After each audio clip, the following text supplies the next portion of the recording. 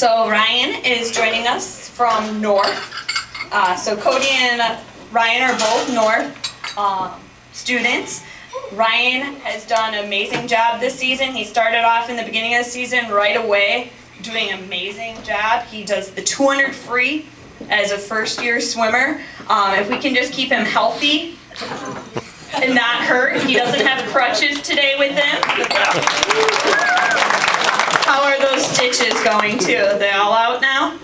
So Ryan, towards the end of the season, had stitches and crutches. So that's why if you maybe don't recognize him from the last 3 meets, he got a little injured. However, before he was injured, he went times as fast as almost breaking 30 in his 50 free, his first year ever swimming. For those of you who know swimming, that's a really big accomplishment. He's one of those swimmers who are naturally talented. He came into swimming and already was good at it.